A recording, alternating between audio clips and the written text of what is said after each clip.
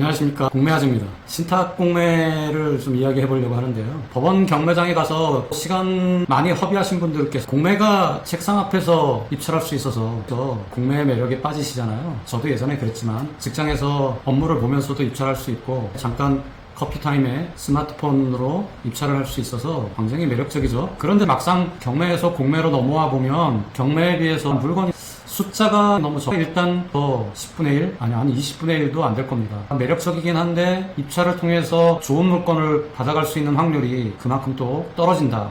이런 이야기들을 많이 하십니다. 그런 것들을 이제 보완하기 위해서 필요한 게 신탁공매에 대한 이해가 있어야만 합니다. 그런데 신탁공매가 사실 많이 알려져 있지도 않고 또 그거에 대한 권리 분석을 이야기해주는 유튜버들이 적다 보니까 많은 분들이 독학을 하면서 신탁공매를 접근해 가는데 한계가 있어서 힘들어 하시는 부분들이 있습니다. 그래서 오늘은 신탁공매를 시작하면서 첫 번째는 신탁공매의 위험성에 대해서 설명을 드리고 두 번째는 신탁공매 구조에 대해서 한번 이야기를 해보겠습니다. 신탁공매의 무서운 점을 이해하지 못하시고 무조건 한번 낙찰받아 봤는데 별다른 문제가 생기지 않더라고. 그러니까 가격은 싸지고 매력적이다라는 생각만 하실 수가 있어요. 근데 사실 신탁공매에 지뢰가 숨겨져 있습니다. 지뢰 탐지기 없이 지뢰밭을 지나갔는데 무사히 지나갔어요. 이게 더 무서운 얘기죠. 왜냐하면 두려움이 사라졌기 때문에 그 다음에는 지뢰밭에 무턱대고 들어가시는 분들이 생긴다는 거죠. 그러면 안 됩니다. 듬성 지뢰밭이라고 생각하셔야 됩니다. 지뢰밭이긴 지뢰밭인데 지뢰가 많지 않아요. 신탁공매에 지뢰밭이라는 사실을 인지하지 못하고 그냥 모르고 낙찰 받았는데 아무 일 안 생기신 분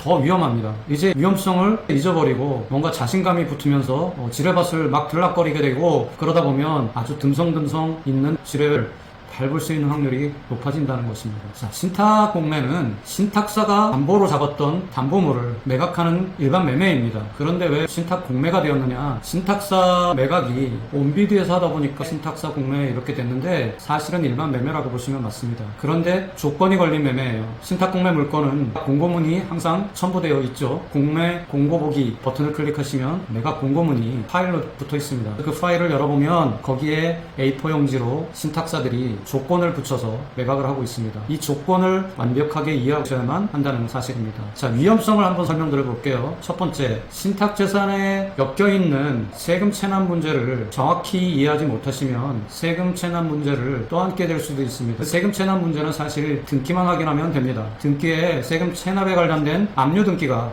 있다면 이 압류 등기가 어떻게 해결되는지에 대해서 이해를 하셔야만 합니다. 두 번째, 신탁재산에 선순위 저당권이 걸려있는 경우도 있습니다. 선순위 저당권을 어떻게 해결하는지에 대한 부분을 이해하고 계셔야 되는데 유의사항에 선순위 저당권 인수조건으로 나오죠. 그래서 유의사항만 제대로 읽으시면 이 저당권을 인수하는 조건이구나 이렇게 생각하시면 되죠. 그 다음에 세 번째, 여러가지 채권 보존 현황이 걸려있을 수 있습니다. 이것도 매각 공고문 유의사항에 나오죠. 소유권 이전 등기 청구권 가압류가 걸려있다든가 하는 내용들이 나옵니다. 이것들을 정확하게 디파인 하실 수 있어야 합니다. 그 다음에 네 번째, 소송관계입니다. 이것도 역시 매각 공고문의 유의사항에 나오는데 이 소송 현황들을 디파인 할 수 있어야 합니다. 이게 신탁 공매 위험성들입니다. 그러나 이런 위험성들이 없는 물건들이 존재하기도 하죠. 그러나 유의사항에 이런 위험성이 없다고 하더라도 위험할 수 있는 부분들이 있습니다. 신탁사가 매도 책임을 지지 않는다고 기본적으로 매각 공고문에 올리는 내용이 있습니다. 이거에 대한 위험성을 간과하시면 안 됩니다. 민법상 매도자 책임이라는 게 있는데 이 매도자 책임을 신탁사는 전혀 지지 않는다라는 뜻입니다. 매도자 책임이라는 게 무엇입니까? 매매계약이 일어났을 때 계약금을 지급하고 잔금을 치를 때까지 매도자가 매도한 물건을 선량한 주의자의 의무로서 잘 보존해야 하고 잔금 치를 때까지 잘 보존된 매물을 건네줄 의무가 있다는 거죠. 그런데 그 사이에 문제가 생겼을 때 매도자의 책임을 물어서 계약을 손해 없이 깰 수 있다는 내용이 매도자 책임입니다. 쉽게 예를 들면 계약금을 치르고 한 달 뒤에 잔금을 치르기로 한 아파트가 있습니다. 매도자가 그 잔금 치를 때까지 그 아파트를 잘 관리해야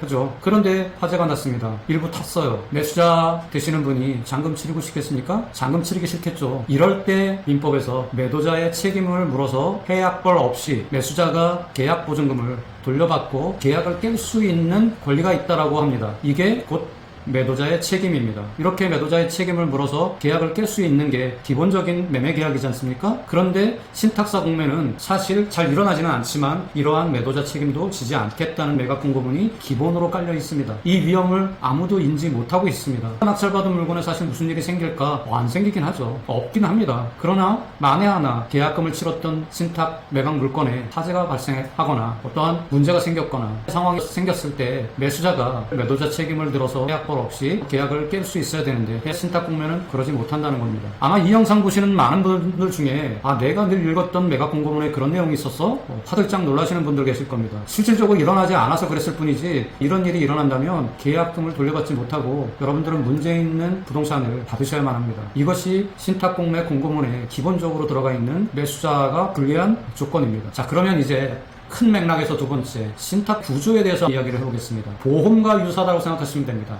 3자 구조의 계약이에요. 보험 계약자가 있고 보험 회사가 있고 보험금을 가져가는 수익자가 있죠. 구조와 아주 유사합니다. 신탁 위탁자라고 합니다. 보험에서는 보험 계약자라고 하는데 신탁에서는 신탁을 맡기는 사람에서 위탁자라는 표현을 씁니다. 위탁자가 있고요. 그 다음에 신탁 계약을 받아주는 신탁 회사가 있죠. 그걸 수탁자라고 합니다. 그 다음에 계약의 완성이 이루어졌을 때 수익을 가져가는 수익자가 존재합니다. 보험과 마찬가지로 계약자가 수익자가 될 수 있듯이 신탁에서도 위탁자가 수익자가 될 수 있습니다. 그러나 둘이 늘 똑같은 건 아니죠.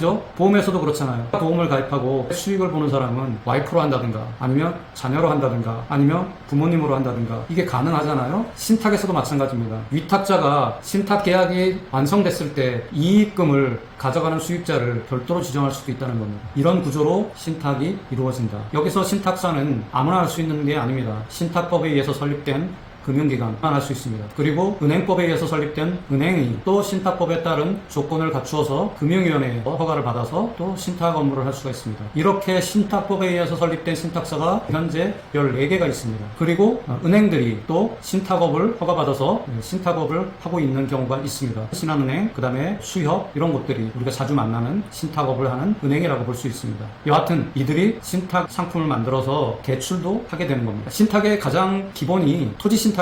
토지를 관리하고 또 토지를 이용해서 PF 대출을 보증을 서주고 아니면 전체 토지를 위탁받아서 그 토지를 자기네 자금으로 개발도 하고 건축도 해가지고 분양도 하고 이런 것들이 토지 신탁이라고 보시면 됩니다. 그러면 여기서 어떻게 대출이 연결되느냐? 담보 신탁이라고 할 수 있는데요. 위탁자가 자기의 재산을 신탁사에 위탁하면서 신탁사는 그걸 수탁 소유권을 가져갑니다. 신탁법에 의해서 생긴 신탁사들은 모든 기본적으로 위탁자와 수탁자 계약을 하면서 소유권을 가져가게 됩니다. 이건 기본이에요. 만약에 대출을 받고 싶은 아파트 소유자가 있다. 그러면 이 사람이 위탁자가 되겠죠. 신탁사에다가 맡깁니다. 그러면 기본적으로 소유권이 신탁사로 넘어갑니다. 이렇게 신탁사가 소유권을 가져가면 담보의 효력이 있죠. 그죠? 왜냐면 돈을 빌려가는 아파트 소유자의 명의로 있지 않고 신탁사의 명의로 가 있으니까 신탁사는 안전하죠. 그냥 담보 잡을 담보 물건이 명의가 와 있으니까. 소유 이전 가등기 담보라는 것도 있잖아요. 가등기 담보법에 의해서. 그거가 거의 유사한 거죠. 그때는 소유권이 완전히 넘어가는 건 아니고 가등기만 걸어놓고 사실 담보 잡는 건데 신탁사 같은 경우에는 아예 소유권을 가져가 버리니까 신탁법에 의거해서 정당하게 소유권을 가져가니까 이게 담보가 되는 거죠. 그래서 여기서 대출과 연결되는 겁니다. 아까 설명드렸죠. 이익을 최종적으로 가져가는 자를 지정할 수 있다고 했잖아요. 이때 위탁자와 수탁자가 협의해서 수익자를 금융기관을 세우는 거예요. 이해하셨죠? 대출해줄 곳을 수익자의 구조에 넣는 거예요. 수익자가 된 금융기관이 대출을 해주는 거죠. 아파트 소유자에게 대출을 해주는 거죠. 은행과 대출을 하면 당사자 간의 대출금이 왔다 갔다 하잖아요. 근데 여기는 신탁사가 하나 끼어서, 왜냐면 신탁 상품을 이용해야 되니까 신탁 계약이 이루어지고 소유권이 신탁사로 넘어갑니다. 그리고 최종적으로 계약이 완성됐을 때 수익을 가져가는 수익자 구조에 대출 금융기관을 집어넣는 거예요. 그래서 수익자, 우선 수익자라고 합니다. 우선 수익자라는 개념은 대출 금융기관이 여러 개로 컨소시엄을 만들 수도 있기 때문에 그렇습니다. 100억을 빌리려고 하는 채무자가 신탁사랑 계약을 해서 100억을 빌리겠다고 하면서 100억 이상 되는 담보물을 신탁사 명의로 돌리면 신탁사는 충분히 100억을 대출할 수 있는 상황이겠죠. 150억짜리 빌딩을 받고 100억을 대출하는 일은 그리 어려운 일이 아니잖아요. 이럴 때 신탁사가 직접 대출을 하는 게 아니고 수익자를 끼워 넣는 거예요. 은행도 가능하고 또 저축은행도 가능하고 또 대부업체도 가능합니다. 어디든 대출을 해줄 곳을 끼워 넣는데 이때 신용협동조합 이런 것들도 들어올 수가 있어요. 근데 신협 같은 경우에 한 개의 신용협동조합이 100억을 대출하기는 부담스러울 수 있잖아요. 그럴 때 3개의 신용협동조합이 컨소시엄을 만들어서 대출해주는 금융기관 수익자의 구조에 들어올 수 있는 거죠. 이럴 때 1수익자, 2수익자, 3수익자 이렇게 구분이 되는 거죠. 주가 되는 신용협동조합이 1수익자가 되겠죠. 이렇게 1수익자를 우선수익자라고 부릅니다. 그래서 신탁공매에 우선수익자는 용어가 나오는 거죠. 자, 이해되시죠? 이렇게 되면서 자, 3자 간의 계약이 이루어지는 거죠. 위탁자가 수익자면 둘만의 관계로 신탁계약이 이루어지지만 이렇게 수익자가 별도로 있는 경우에는 3자의 신탁계약이 이루어지는 거예요. 이 신탁계약서가 여러분들이 흔히 얘기하는 신탁원보라고 부르는 겁니다. 가까운 등기소에 가면 신탁원보도 같이 발급받을 수 있습니다. 신탁 원부 발급도 가능하다. 신탁 이 구조에서 수익자는 대출금을 대출해줬다가 부실이 나는 경우에 신탁사가 명의 가져와 있는 이 재산을 팔아서 받는 구조로 계약이 되어 있는 거죠. 은행과 대출 계약을 할 때는 근저당 설정을 해서 대출을 받고 문제가 생겼을 때 근저당권자인 금융기관이 임의경매를 해서 처분하는 그런 구조로 되어 있잖아요. 그러니까 처분할 수 있는 권한, 물권, 저당권을 설정하면서 대출을 하잖아요. 그러나 신탁에서는 명의가 벌써 넘어가 있고 계약에 의해서 빌려간 대출금을 갚지 못하면 명의 가져온 이 재산을 팔아서 대출금을 갚아주고 남는 돈이 있으면 돌려줄게, 이런 이 3자의 계약이 되어 있는 거예요. 자, 그러면 신탁사는 신탁 대출을 할 때 실질적으로는 중개만 하는 거죠. 담보물을 명의만 갖고 있으면서 대출금융기관 수익자에게 보증을 서주는 개념이 되는 거죠. 이해되시죠? 이렇게 해서 대출금이 진행되다 보니까 소액 임차인 최우선 변제만큼 방빼기를 안 해도 되는 거죠. 그러니까 대출금을 더 받을 수 있는 거예요. 이해되시죠? 물권자에 의해서 임의경매가 진행될 때는 권리분석을 통해서 돈을 돌려받아야 되니까 주택임대차보호법에 적용을 받아서 방빼기를 해야 되죠. 소액 임차인 최우선 변제라는 용어로 사용되고 있는 임차인이 보증금 중에 일정액을 보호받기 때문에 그것만큼 금액을 줄여서 대출을 해주잖아요. 그런데 여기서는 금융기관이 저당권을 설정하는 게 아니라 아예 신탁사가 명의를 가져가 버렸잖아요. 그리고 그 명의를 가져간 신탁사가 나중에 이걸 팔아서 갚아줄게 했으니 그 뒤에 들어오는 임차인에 대해서는 보호하지 않는 거죠. 그러니까 여러분들 깨닫는 게 하나가 딱 있잖아요. 신탁사의 명의가 넘어간 뒤에 임차인이 들어왔다면 보호받지 못하는구나. 감이 딱 오시죠? 이게 신탁공매의 가장 기본적인 권리분석의 핵심입니다. 여러분들이 신탁사라고 입장 바꿔놓고 생각해보세요. 임차인이 들어있는 담보물을 가지고 와서 신탁대출을 받겠다고 하시면 여러분들은 어떻게 하시겠습니까? 거절하시겠죠? 그런데 여기도 또 이런 경우는 있습니다. 10억짜리 아파트에 5억짜리 임차인이 들어있습니다. 갭이 15억이나 돼요. 그런 아파트를 들고 와서 신탁대출로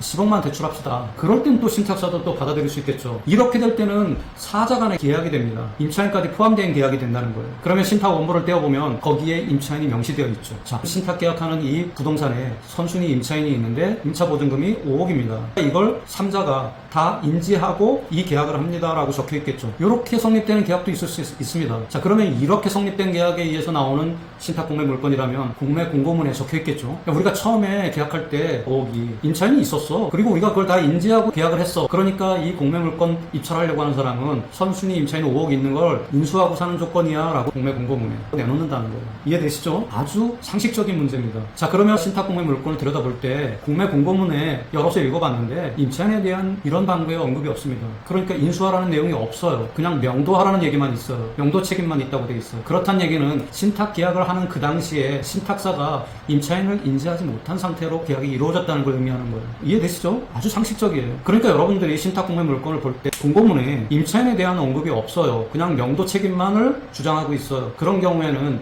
그 신탁 공매 물건의 임차인은 애초에 신탁 계약할 때 없던 임차인입니다. 그런데 신탁 공매에도 임차인 조심해야 됩니다. 조심해야 됩니다. 말이 많이 나오잖아요. 자, 여기서 한 가지 더 나아가 봅시다. 위탁자가 그렇게 자기의 아파트를 맡기고 신탁 대출로 돈을 썼어요. 상황이 좋아졌으면 대출금은 다 갚고 신탁 계약을 정리하고 소유권을 다시 챙겨가면 되겠죠. 그러나 상황이 더 안 좋아졌어요. 그러면 이 아파트를 위탁하고 대출을 받아간 이 소유자는 계속 돈이 필요할 거 아닙니까? 그죠? 그러다 보니까 거주하던 아파트에서 빠져나와서 공실로 만든 다음에 여기다 임차인을 두면서 또 돈을 땡기려고 하겠죠. 이거 사람이면 다 비슷합니다. 이렇게 되면서 신탁 공매가 복잡해지는 거예요. 착한 약속을 다 지키는 사람만 있다면 뭐가 어렵겠습니까? 그런데 신탁 계약은 신탁 계약대로 해서 대출금은 대출금대로 다 빼먹었는데도 불구하고 계속 돈이 필요해요. 잔머리 굴리는 사람들이 그 집에서 빠져나오고 그 집을 공실로 만든 다음에 임차인을 찾는 거예요. 이렇게 들어온 임차인이 어떻게 신탁 공매에서 자기 보증금을 지킬 수 있으며 또 우리 입찰하는 사람들은 어떻게 그런 사람들을 구분해내야 될지 이제 본격적인 신탁 공매의 권리 분석의 내용이 된다는 겁니다. 이 내용은 다음 시간에 또 자세히 설명드리도록 하겠습니다. 감사합니다. 도움이 되셨나요? 여러분들이 신탁 공매 잘 이용하시면 신세 시장에 이를 통해서 좋은 가격에 부동산을 낙찰받을 수 있는 길이 열린다는 거 명심하시고 신탁 공매를 더욱더 열심히 한번 공부해 보시기 바랍니다. 감사합니다.